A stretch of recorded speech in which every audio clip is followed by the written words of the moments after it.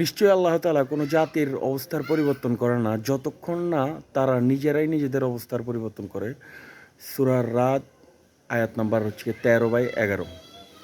আল্লাহ তাআলা বলতেছেন যে কোনো জাতির অবস্থা আল্লাহ তাআলা পরিবর্তন করে না যতক্ষণ না তারা তাদের নিজেদের অবস্থান পরিবর্তন করেন। তাই আমরা সমাজ, রাষ্ট্র এবং পরিবার জীবনে আগে নিজেদের পরিবর্তন, নিজেদের অন্তরকে পরিশুদ্ধ না করতে পারলে আল্লাহ তাআলা আমাদের অবস্থার পরিবর্তন করবে না। আমাদের মনের ভিতর কুৎসা, তাই আমাদের পরিবারগুলো খারাপ, আমাদের অন্তরটা যেমন, আমাদের চাওয়া পাওয়া যেমন, ঠিক তেমনি সমাজ জীবন, রাষ্ট্র জীবন আমরা সেভাবেই পাচ্ছি।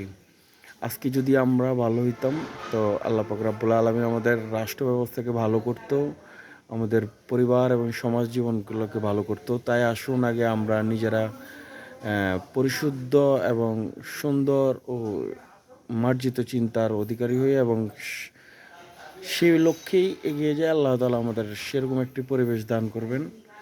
আজকে পবিত্র জুম্মার দিন, সবাইকে জুম্মা মোবারক। সালাম দাও আল্লাহ স্যার। হাফেজ।